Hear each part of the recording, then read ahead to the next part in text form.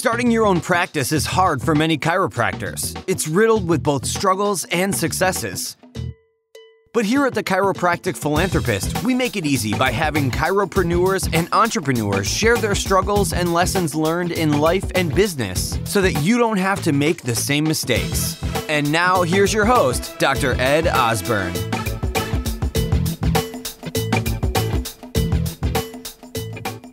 How amazing would it be if you could practice because you want to, not because you have to? Learn how to improve your cash flow and increase your passive income now.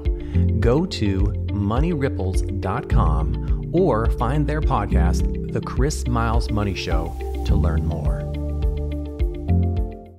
All right, welcome to the Experts Network podcast. Chris, how are you doing today? Fantastic, Ed. Man, so excited to be with you. Let's just assume I did an intro for you. Okay, so we're going to roll with an intro so everyone knows who you are getting in here. But let's start with this. I want to keep this kind of casual, but like I said, kind of point and shoot. So what do you do for a living, Chris? Why don't you tell us? Yeah, I'm an anti-financial advisor, right? I tell people to get away from the financial advisor to teach you all this crap of spend nothing, save everything, save it forever in crappy mutual funds. And hopefully someday you have something. I tell you to do the opposite, right? I tell you to invest in your business. I'm telling you to actually go and invest in other things that work, things like real estate investing and other alternative investments that get you to be financially free faster, right? So you can work because you want to, not because you have to. So, have you always been an expert though? Is this just something you were intuitive, and it was intuitive and innate just inside you to be this guide, the Sherpa in the investment world? Definitely not from the financial standpoint. No, I was a sociology major, with a triple minor in psychology, ballroom dancing, and Japanese, right? So kind of a Renaissance man of sorts. But I wanted to be an entrepreneur. I wanted to have control of my own life, my destiny. And when I went on that journey, kind of looking to see what to do, I even dropped out of college. And the first thing that came up was becoming a financial advisor. And I bought it. I drank that Kool-Aid for a good solid 4 years, loved it, thought it was awesome. But it came to a head one day when I was meeting with my dad. I sat down with him. Now my dad, understand, he was like the kind of guy that was like the ultra penny pinching, saver kind of guy, the kind of guy that, he was so cheap that the guy at the 7-Eleven would hide the pennies, just to make sure that he doesn't take that change, Like he was just a cheap son of a gun. And he did everything right according to traditional advice. He was saving into his retirement plans. He paid off his house early. He was doing everything he could. But when I sat down with him as a financial advisor and I'm looking at his numbers, he said, "All right, Chris, I'm 61 years old. Can I retire now?" And I said, "Well, Dad, listen, if you do, let's just hope you die in 5 years. Because you're going to run out of money in 5 years if it weren't for government, Social Security and things like that." And he's like, "That's not what I wanted to hear." I said, "I know. That's not what I wanted to hear either." He's like, "Well, what's the other answer? What else could I be doing?" I said, "Well, you got this paid off house, but I wouldn't tell you to invest in anything like that because it's a gamble to put money in the stock market. So I don't know what to tell you." And it really brought up a good point because I realized if he had done everything right and he couldn't become financially free, and then I'm looking at my own life, even though I vowed never to become like my dad, right? Who's like that penny pinching, scarcity mongering kind of guy. I was the same person, living the same kind of life, following his footsteps. And then all my clients were doing the same thing. And so my clients weren't financially free. I'm not financially free, and nor were any other financial advisors financially free. So why in the heck am I teaching this crap? And that's what got me out of it. I realized I had to kind of wake up. And of course, when students were ready to teach our peers, that's when I met guys that were doing real estate investing, found out you could actually passively even invest in real estate where you don't have to become a financial genius or real estate investing whiz.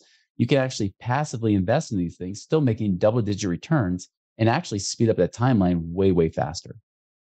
So, coming back to your dad and, being the penny pincher and things like that and not really having the finances to retire, is that something that you see commonly when you meet all the people? time?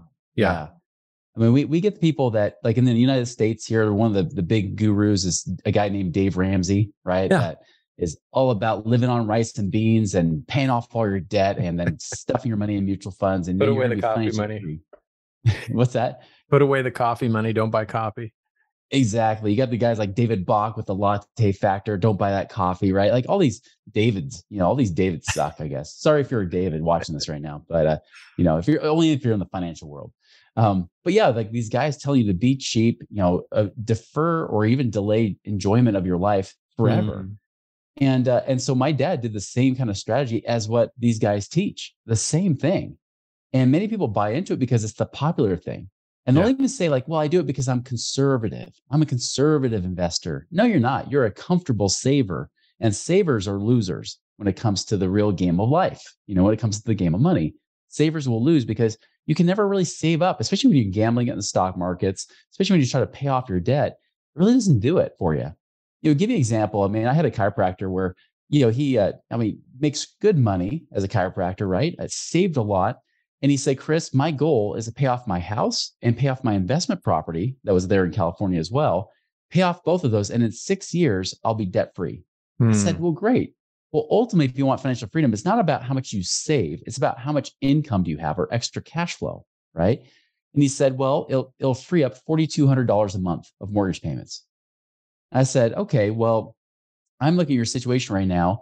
And this will take you 6 years of aggressively paying off these loans to free up $4,200 a month. But right now, this year, we could sell off that one property you have in California, which any properties in California suck. But you sell off this one property, we can take that $700,000, invest it somewhere else, and generate about $6,000 a month for you. Wow. So do you want $200 a month from that property or $6,000 a month, which is more than the $4,200 you're trying to save in 6 years if you happen to pay off all your debt? Yeah. And that doesn't include, we can do the equity out of your home too. And other money in savings and things like that we can invest with.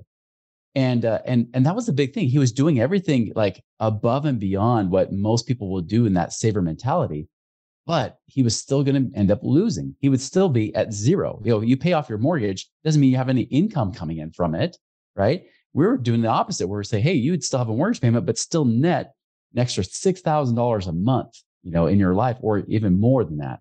Yeah. So that's the big difference, right? It's about how do we generate real passive income so you become work optional. You practice because you want to, not because you have to. Yeah. So how important is risk when it comes to being successful? Like, or in this case, like investing. Like, there is an element of risk to it, right? Oh, well, there's always risk, right? And sometimes the risk is the fact that you just don't do well enough. Like a savings account has risk in the sense that there's inflation risk. Inflation is going to kick the crap out of your savings account all day long, right? Yeah. So you actually lose to inflation. So people are like, well, I need to make more than inflation, which I agree with. Unfortunately, the stock market has only kept up with the real rates of inflation. And the problem is they teach you high risk creates high returns. Well, think about the definition of risk. Definition of risk is chance of loss, right? So when did a 90% chance of losing all of a sudden become a 90% chance of winning? Like, you do the math, it doesn't quite add up to 100%, does it? 90% chance of losing means you have a 10% chance of winning. And the problem is these companies, these financial institutions, which are just like pharmaceutical industry, right? They're teaching you all this crap to help them make more money, not you. So what they're doing is they're saying, hey, why don't you put your money in with us forever? Don't touch it. Let us keep making money off your money because we're charging guaranteed fees every year. We don't put our money in the market. We let you put your money in the market. So you're all at risk while we have no risk at all. They're transferring all the risk away from themselves to you, right? That's the lie that's out in the financial industry that I realized as a financial advisor. That's why I had to quit. That's why I dropped it in 2006, said, I'm never going to teach this crap again. I'll just be a mortgage broker and I'll teach ballroom dancing on the side, right? And that was my 2006 plan. But eventually, of course, when I got out of the rat race myself, when I was able to get this stuff to work for me by doing the opposite of what I've always been taught, by taking lower risks to get higher returns, right? To ensure that I'm always getting good returns. Doesn't mean it's zero risk, but I'd rather take a 10% chance of losing to get a 90% chance of winning, right? That's kind of more what I go for. Even if it's 5% chance or less of losing is what I really go for. So I like controlled risk in that kind of case. Yeah. And I think anyone, like from my experience, anyone who I've spoke to that has been, hyper successful is they take risks. They accept that, risk comes with success. Like they're synonymous, I guess. That's Like for control you, risk. would you define yourself as successful at this point, or are you like still working towards the pinnacle? Yes, to both. I look at this as I see that someone who's prosperous, someone who's truly a prosperous person, someone who's progressing. Progression equals prosperity in my mind, no matter where you are on that path. Is it the end point? Heck no. No, Yeah. there's always progression. There's always better things you can keep doing in all areas of life, not just with your money, right? So no, I think it's always a progression. And so, yeah, I do see a lot of ways I've been successful because I'm doing the things that I said I was going to be doing. And in many cases, I'm living the life that many people would only dream of. Yeah. But do I see that at the end? No way. There's always always a next step, always a better path. How would Seth Godin, Gary Vaynerchuk, and Tim Ferriss create a chiropractic practice? The answer is The Payday Practice, a new book by Dr. Jeff Langmaid and Dr. Jason Deitch. The Payday Practice is the perfect solution for any chiropractic practice looking to generate monthly recurring revenue. This book provides a step-by-step process that is easy to follow and guaranteed to get results. Get your free copy today at thepaydaypractice.com. Don't wait, this offer won't last forever. The Payday Practice, recurring practice revenue the easy way. Head over to thepaydaypractice.com for your free copy now. What's your biggest joy in life? My biggest joy has really been teaching, right? I mean, that's why I keep doing what I'm doing, even though I don't have to. I could live a very comfortable life doing nothing. I don't need this business. I don't need money ripples at all. But the joy is that I really believe that we all have these God-given talents and abilities and opportunities. And I think it's a waste of opportunity and talent if we don't use that to our advantage. So I feel like I've been very blessed, and blessed with a lot of freedom. Why not reinvest my money and my freedom into creating something amazing and blessing more lives and creating that ripple effect? That's where really what Money Ripples came from, was that ripple effect, trying to create through people's individual lives, their families, their communities, and across the world. And that's what really brings me joy, is being able to teach, but not just teach, get people real results, that get them to actually experience the kind of freedom that they never thought would be possible, that they never thought was hope. I would love bringing hope to people. And I think it's not too different than someone who's, on a mission in the health industry, right? Where they're just trying to get people to not just be alive, but living. You know what I mean? Like not just have a heart beating and their brain functioning, but they can't do anything in life, but actually enjoy their life. And I believe that what we do is hand in hand, because I'm doing the same thing, but given that financial ability and freedom to be able to do what the heck you want with whomever you want, when you want. And I think that's what's really fun. Well, I think that's what it's about, isn't it? Is like really working towards living a life that's truly authentic to you, and you express joy in what you're doing to actually earn a living, right? But I think also I meet so many doctors who, they're just not financially, where they could be. And it's really kind of sad when you think about it. I mean, certainly when we were in chiropractic college, they never prepared us on how to run a business, nor how to create like invest and create a wealth of, retirement funds. And that's kind of a sad thing, because we should all be really successful as docs. At least that's what I believe. I completely agree. I mean, there's such an important message in chiropractic that needs to get out there more than a lot of the other medical professionals that are just blabbing their mouths off, telling people how to die slowly, right? And you're right. The biggest problem is that in this profession, specifically with chiropractic, and I've worked with over 300 chiropractors, so I've heard it, I've seen it, I get it.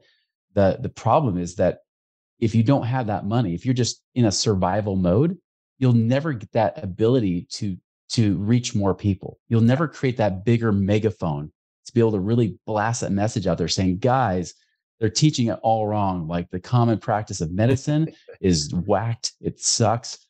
You just can't do it. And I mean, that's what I'm doing right now. Like, I kind of made a decision, even though I was, retired actually twice. I made a decision. I was like, listen, like, I can take this money and create a bigger megaphone. I can get more into YouTube. I can get more in my podcast and blast this message out bigger and bless more lives. And man, if you could imagine if a profession of chiropractic could be financially prosperous, how much bigger that voice would be, how much more influence would it have over people, and really blessing them to have longer, healthier, happier lives. So if, let's switch gears. Like, I mean, if that was, if we know now what your biggest joy is, like, what's your greatest fear? I'd like to know what your greatest fear is. My greatest fear is not living with a mission or losing sight of a mission. Right. When I retired for the second time, I actually retired in 2006, and then I came out of retirement, and then and then retired again in 2016, 2017. And, I was bored. I lost that fire. Like, for me, I have to work at least 10 hours a week ish. Yeah. I feel like I still have joy in life. If I stop working altogether, if I stop doing anything that has purpose or mission, it's really depressing. It's actually a horrible way to live. And that's kind of what I found. Like, for me, the 10 to 20 hours a week, is the nice point. When I start working over 20, 30, 40 hours a week, then it's like, oh, now I'm feeling the pressure. And then I start questioning myself of where it is. But when I still get able to teach and do what I love, that's the greatest thing. So I guess my biggest fear is that I stop doing what I love, lose sight of that mission, and just get depressed. So what does a typical work week look like for you then? Typical work week, other than trying to lead and manage my team as a CEO, a lot of it's really developing relationships, like with you and I, right? And then it's also teaching, where I'm doing YouTube videos, I'm doing my podcast a few times a week and things like that, being on other people's, podcasts or being interviewed there, and really focus more on a content creator and a role that way, and being a leader and a teacher, versus just being the do-it-yourself guy, which is what I had been for several years. Well, I have a lot of admiration and respect for like everything that you've created. I mean, I've been following you forever, and you've been a massive supporter, by the way, of TCP, but also the chiropractic profession. So who do you look up to? If I look up to you, and a lot of other doctors look up to you, especially for your expertise, but who do you look towards for expertise? Oh man, that is a tough one, because I think I'm kind of like you. Like, I see you post stuff, and then I get inspired. I want to do something too. And I see somebody else do something, I get inspired. I would say the general, I mean, I can't really point out just one specific person. I could always say Jesus, right? But the truth is, like, Jesus is not on social media all the time. So I see other people's stuff too. But I think really for me, it's the common thread is that they're real, authentic people, right? Like, the people that are the ones that take the pictures in front of their jets or their nice cars and stuff, and they're trying to put on this front that they're amazing. Those people, I think, are just full of crap. Okay. Like, sure, if they want to do that, that's fine. But those are not my people. My people are like real, good, salt of the earth kind of people that actually have a bigger mission. So those are the people I really look up to. Those people I follow and I get inspired by, and it makes me want to do something more with my life. So, I mean, you're the expert in investing. If you were in my shoes right now, Chris, what would you invest? So well, actually, let me put a parameter, a frame on this. Okay. I gave you 10 grand. Okay. And you have to invest it in something. What would you invest it in? If I had no clue what to invest in, not to sound self-serving, I would put it into education. Like I would learn about it. Like you educate yourself, right? Yeah. At least do some DIY type stuff, like self-education. And there are investments that you can put money into that are like a minimum of $100 or $1,000, But I think the most important thing is many people, they get $10,000 and it's their first 10,000.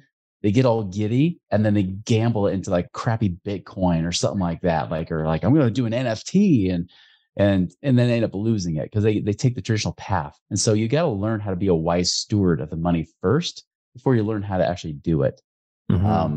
But that being said, I mean, there's so many other investments that are great out there. But if you only had just 10,000 to start, and here's another caveat I'd say too. If that 10,000, say it's your only 10,000 and you don't even have emergency reserve or anything, that might be it. It's just having that emergency reserve started up to give you that peace of mind to know that you can start doing more. Right. If you're starting out in practice, like if you're not really profitable in practice, your number one investment should be, how do I get profitable in my practice? To where you have extra money coming to you. And then as they get that extra money, then we turn around and start doing cool stuff with it. That's why a lot of times I tend people go to their business first, but then as they start to get point of profit, then trying to reinvest in their practice becomes counterproductive after a while. That's where you're like, good, you got this profit. Now we take that, create other streams of additional passive income on the side. It creates that support. So pretty soon you got this income from your practice and you got this passive income growing too. Then you get this point of choice. Then you get a point of power. Because if you imagine this, and imagine like a patient walks in for the first time, or potential patient, they're walking in and you already know in your mind, subconsciously and consciously, you know, I don't even need this patient. And if they're going to be a drama mama or a drama papa or whatever, like, forget it. I don't even want them in here. And you come from this place of power saying, I don't need you. I don't need your business. And funny enough, that's exactly when everybody buys from you more. I actually saw it with one chiropractor out in the Midwest, right there on the border of Canada. He was at a point where we got his cash flow improved by $70,000 that year after he was like just barely breaking even, right? He was just burning out at 62 years old. Got him to the point of another $70,000 that year. Part of that $70,000 was because we freed up $50,000 a year in his cash flow, got him to relax. His patient conversion ratios went up. He started making an extra $2,000 or $3,000 more a month just because we got him to relax with his finances. And that's it. It all intertwines.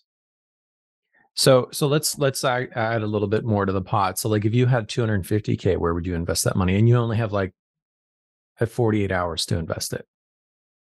I would go into real estate. The question is which real estate? That's the big key. The crazy thing is you got so many options, even in that asset world, right? Most people think it's buying a house in your backyard. Don't do that, right? It's most of the time it sucks. I usually buy in the places that are like the boring markets that people ignore. Places like the Midwest of the United States or the Southeast, for example. I don't buy anything on the Western half where I even live. But like you could be buying what I call turnkey rentals. Turnkey rentals mean that you do not even find the property. Someone finds it for you. They put the tenant in for you. They property manage it for you. You just simply buy it, and then collect the checks, right? But you own and control it. There's that. There's things called syndications where people pool their money together to buy like an apartment complex or self-storage units, or things like that. Oil and gas is an awesome place. Land, I'm making like $5,000 a month from $125,000 invested in a partnership where they're doing all the land investing for me. Wow. So I'm doing none of the hard work. I'm just putting the money in and I get paid, allowing me to still do what I love. And so like for docs who are, part of our experts network and want to learn a little bit more about you, but what you're doing, I mean, clearly they can join the experts network, join our app, go into the academy itself and learn a little bit more. You've graciously donated a few different actually trainings to the Experts Network Academy. So thank you for that. But where should they head to learn a little bit more about you? The easiest way is go to moneyripples.com. And don't do a typo and instead of R, it's not moneynipples.com. It's moneyripples.com, right? I'm not that kind of guy. I'm not that kind of dancer. You should buy that just in case, though. I probably should, huh? I was actually an Entrepreneur Magazine interview me. He actually said money nipples. I'm like, hey, it's not that. Okay, it's Money Ripples. But yeah, go to moneyripples.com and we got podcasts. We got all kinds of education on there too. Fantastic. Well, I want to thank you so much. Again, like these are more, point and shoot, really just an introduction to, you, but also to the content that you've donated to the, graciously donated to the Experts Network Academy. And I want to thank you so much, Chris. Again, so that's Experts Network. Oh, wait, sorry. Experts Network.com. You can actually go and get our app. And then it's Money Ripples. Sorry, you messed me up with the other word. moneyripples.com to actually learn more about Chris, but also connect. I'm going to, strongly encourage anyone who's listening, any docs who are listening, to connect with Chris. He's helping a lot of docs, not just, become financially stable, but to create that recurring revenue from the investments that's really giving them the freedom that they're desiring. So thank you so much, Chris. Hey, it's been a pleasure. I appreciate it, Ed. So you've heard the struggles, you've heard the successes, and this episode is done. But there's still so much more to come and so much more to learn. Head on over to thechiropracticphilanthropist.com and sign up for our newsletter, where you'll receive free practice building tips and strategies, including how to market your practice with your very own podcast and so much more. Thanks for listening, and we'll see you next time on The Chiropractic Philanthropist.